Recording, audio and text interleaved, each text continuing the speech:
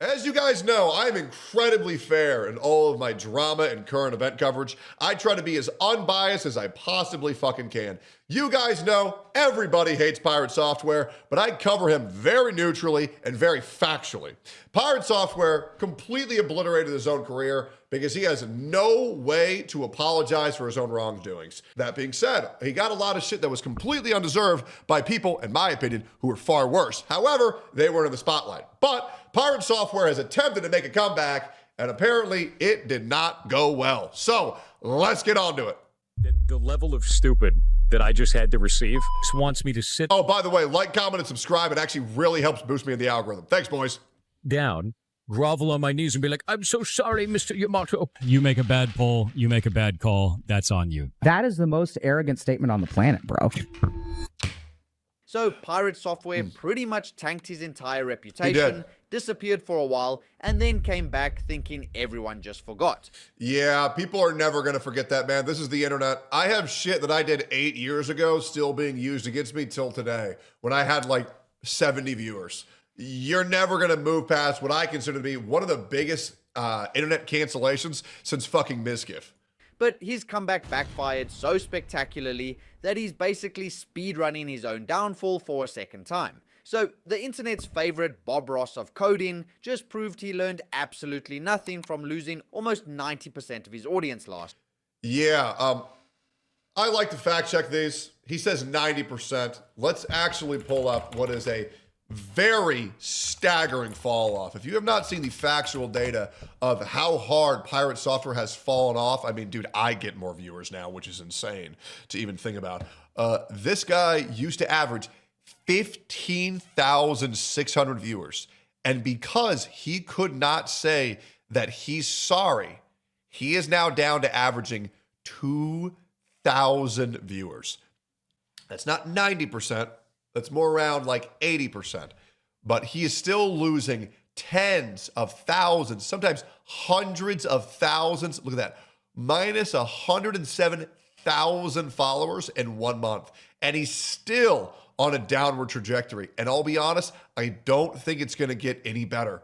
Because Pirate Software built his entire reputation off of seeming like a non-problematic good boy. And when you build a career like that, when in reality, you are what I consider to be a egomaniac, when the mask falls off, you're going to lose everything. Just look at what happened to Enviosity. If you don't remember that guy, to quote a great man, I should be the only motherfucker for being praised for playing Genshin Impact. His quote, not mine, surprisingly. Last year. Because at one point, Pirate Software was riding high Yep. as this wholesome tech guru who supposedly worked at Blizzard for 7 He worked at Blizzard? I wonder why he hasn't mentioned that. Oh, wait, he mentions it 1,000 times every stream. years and had 20 years of And game then a Blizzard employee came out saying he actually just did not do shit. dev experience. He was pulling millions of views with his coding tips and game dev wisdom. Take your mouse and you put your mouse inside of MS Paint. And then you hold spacebar. And then you use the arrow keys, you can draw like an Etch-a-Sketch. Wow. And people didn't know this. MS Paint is king. MS Paint is my favorite program ever. And all you have to That's my favorite Blizzard employee hacker. do afterwards, you just take it and you shake it up. But then the cracks started showing when he abandoned his teammates in a World of Warcraft raid, got exposed for terrible code. Now, I would like to say, and I still stand by this, Pirate Software did nothing wrong with how he handled that roach out. His leader said to leave, and he left. That is the leader's call. If he didn't want people to leave, he shouldn't have said it 5 fucking times. The moment you're in hardcore and there's any sense of doubt, you roach out immediately. And by the way, 17 other streamers who called him out for doing that, saying they would never do that, did exactly that to Tyler 1. So, I'm right, as I've always been right, and it will be proven the longer you wait around on the internet. That's a fact. You can check that. Coding practices, tried to kill the Stop Killing Games movement with blatant misinformation. This shit against the Stop Destroying Games was the biggest blunder that he did. This is what made him irredeemable in the people's eyes, in my opinion. and basically revealed himself as someone who cannot admit fault about anything ever. True. Does not actually do any coding. The code is just visually there on the screen. And 98% And it's a shame because while everyone can have their character flaws, lacking accountability is one of the most irredeemable ones. of the actual stream is him looking at his subscribers, looking at his tip jar as to how much money people have sent him, and also looking at videos about games, but never actually doing any game development in a dev stream. So, by the end of 2025, his viewership had crashed harder than Cyberpunk on launch day. But then January 2026 rolls around and I don't think it's going to have the hero's return that Cyberpunk had, which, by the way, is a fucking amazing game. Pirate decides it's time for a fresh start. But instead of actually learning from his mistakes or showing any growth whatsoever, he immediately started doing the exact same things that destroyed his reputation in the first place. Facts. The year kicked off with what I can only describe as a masterclass in how not to handle copyright law. Pirate got into it with a smaller indie developer who'd made a game demo. Now, here's where it gets ridiculous. Pirate accused this developer of using his voice in their game without permission. As much as you're angry right now, of course I ran. And immediately filed a DMCA takedown. Taking a book straight out of Mr. Pokey's playbook. What a pussy. He even went on stream acting all tough about it, saying things like, "We're going to take you to court, you're going to lose, you cannot This is what we call loser-ass behavior. use somebody's likeness without permission," trying to be all intimidating and stuff. We have to file a legal complaint against that dude earlier. So I filed a DMCA claim, and he has now filed a counterclaim against me. We're going to take you to court. You're going to lose. You cannot use somebody's likeness or voice in any way inside of your games without their permission. Except there was one tiny problem with Pirate's Big Boy Act, because the audio he was complaining about wasn't even in the game's public demo. It literally didn't exist in the version anyone could download. The developer was using a private development build that featured the audio as a placeholder joke, but it was never released to the public. And under DMCA law, you're supposed to do a good faith, fair use analysis before filing. True. Which Pirate apparently skipped that step entirely in his rush to flex on someone with And that's what happens when you're a little baby that wants to abuse the court system, which many people do these days. way less money and influence than him. Now, this whole situation got so bad that a lawyer stepped in pro bono to help the small developer fight back against Pirate's legal man. threats. Just think about that for a second. A random Good Samaritan lawyer saw what was happening and went, "Nah, this isn't right," and Burst. offered free legal help because Pirate was essentially bullying this smaller indie dev. The end result was that the DMCA got walked back, but did Pirate apologize or admit he was wrong? Come on, this is Pirate software we're talking about, of course not. Instead, he doubled down, claimed it wasn't a false DMCA, and acted like everyone else was just too stupid to understand copyright law. But the internet was not impressed, to say the least. People who'd given him the benefit of the doubt before started saying things like he uses his wealth and platform to bully smaller creators True. instead of supporting them. Keep in mind, I mean, the way that he talked about European Asmongold, what's his name again? It's like Ant Farms or some shit. I can't remember. The way that he talked about him like he was a blithering idiot because he wanted developers to be held accountable and not kill games that communities still love. It was horrible. Accursed Farms. That's right. The way he talked about being a wholesome streamer, it was like an abusive father berating their son. It was awful. that before any controversy, Pirate was positioned as some wholesome guy who helped other developers.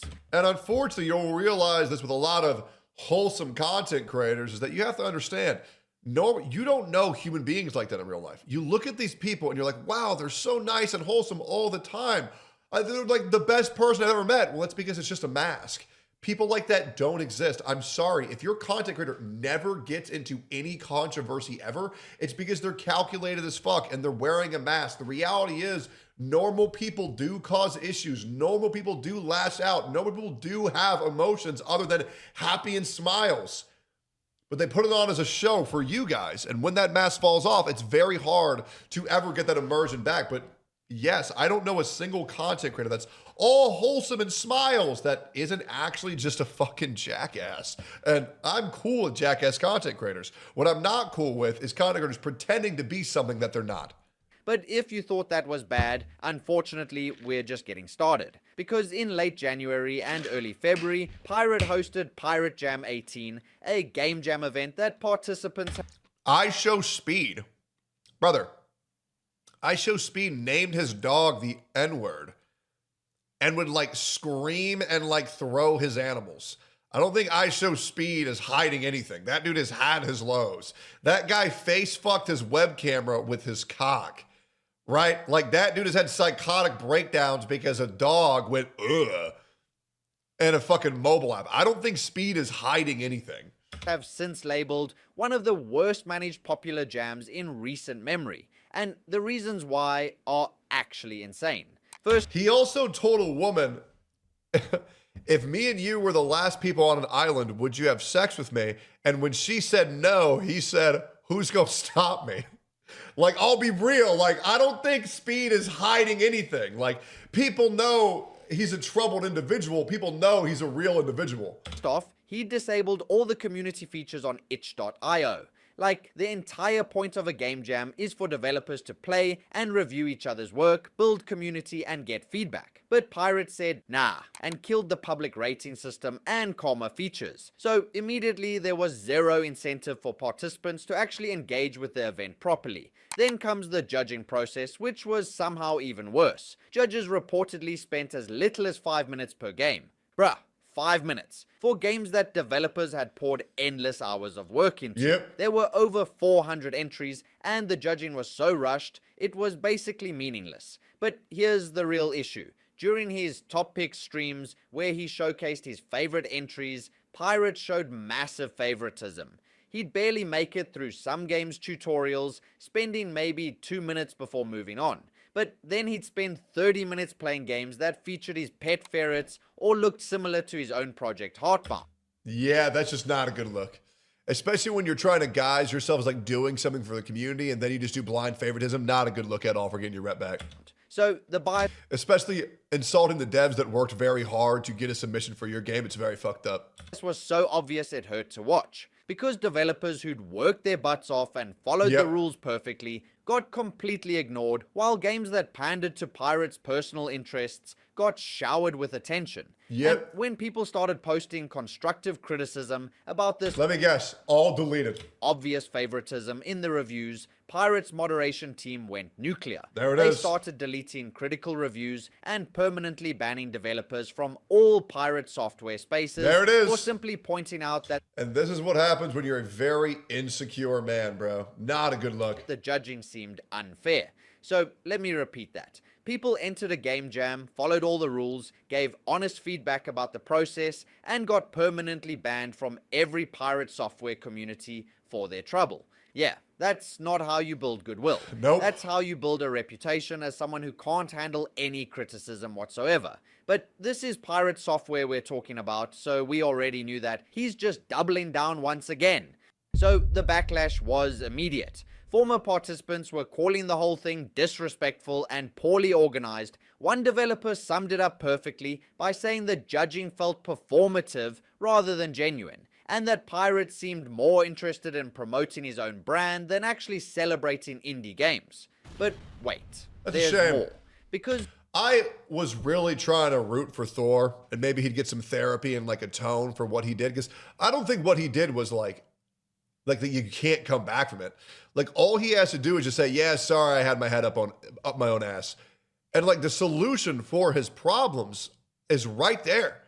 But he just won't do it because his ego is out of fucking control, man. It's crazy. just when you'd think Pirate would maybe take a step back and reflect on these back-to-back disasters, he decided to wade into the Ashes of Creation collapse. And this is where things get truly baffling. So, on February 1st, 2026, Ashes of Creation, this massive Kickstarter MMO that had been in development for 10 years, Yep. completely imploded. Yeah, it exploded. The studio laid off its entire staff without final paychecks. The CEO resigned, and the whole thing was an absolute disaster that looked like a textbook pump and dump scam to anyone paying attention. Players who'd invested hundreds or even thousands of dollars were left with nothing, and the entire gaming community was rightfully furious. Of course. People were calling out the developers, demanding refunds, sharing their stories of being scammed. It was a legitimate tragedy for everyone Yeah, the shit that happened with Ashes of Creation was an absolute mess, and players have every right to be pissed off,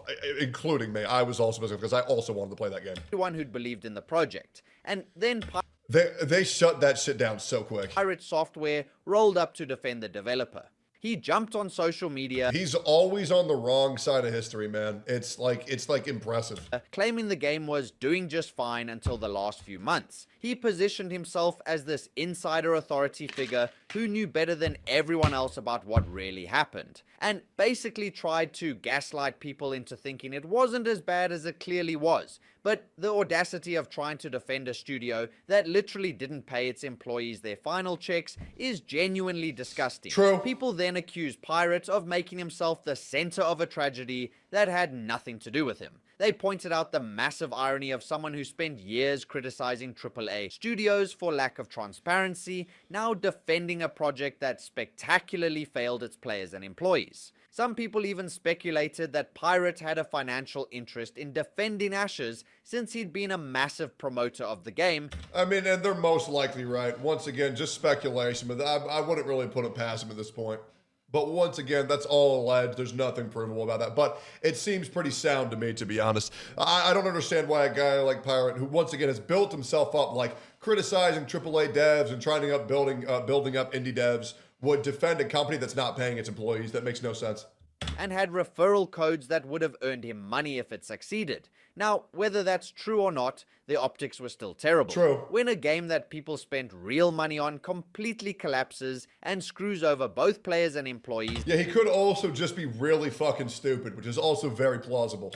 that's probably not the hill you want to die on. But it gets even messier. Because Because that's the problem is that, a couple, maybe more so than a year ago, I reached out to Pirate Software. And when I expressed sympathy for the situation that he was in, because I felt like he was fucked over by a lot of the streamers and OnlyFans, we were all buddy-buddy. We were very good. We were very cordial. We were kind to each other.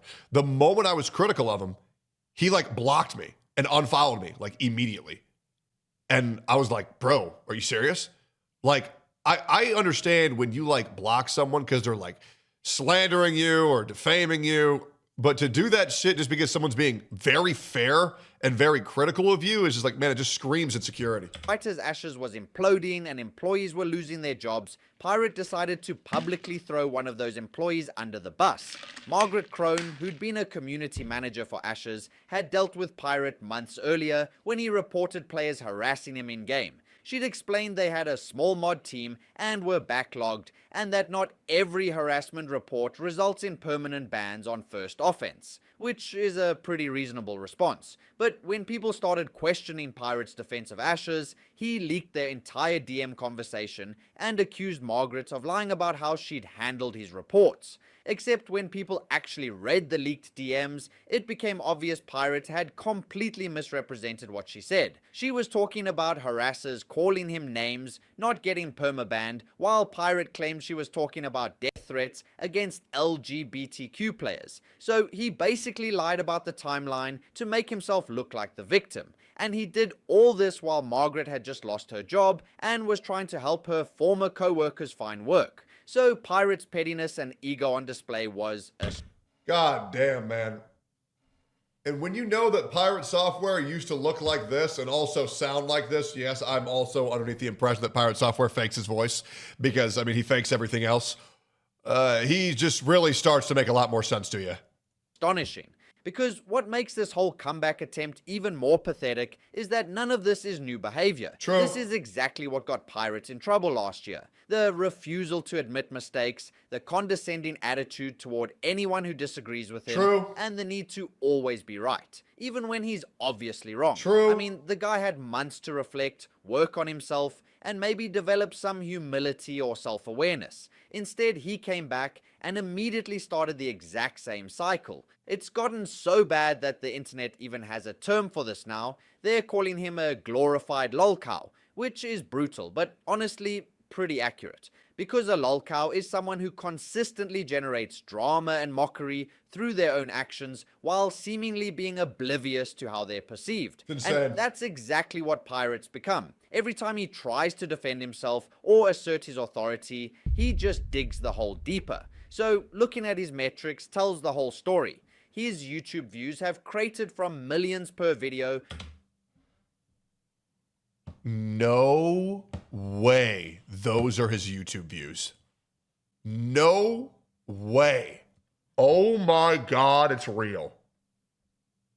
Holy shit, he destroyed his entire life because he couldn't just admit that he was sorry. That's fucking insane. Oh my God. To barely He's fucked for 5,000 life. on most uploads. His Twitch viewership dropped from averaging 10,000 viewers to 3,000 on good days. And he's lost almost 700,000 subscribers. Holy so shit. unless Pirate can somehow develop the self-awareness to recognize his own patterns and actually change his behavior, this isn't a comeback. It's just the second act of career suicide. And based on everything we've seen so far, that level of personal growth seems about as likely as Heartbound getting finished anytime soon. Oh, man, that one hurt. That was a fucking sucker punch, man. Holy shit. But what do you guys think? Can Pirate Software ever actually recover from No. this? Or is his career as a respected voice in gaming permanently over? It's over. He's done. We actually witnessed a content creator kill his own stream in real time of being one of the hottest up-and-coming streamers of all time to now a joke of the community because he couldn't just say he's sorry. Like, comment, subscribe.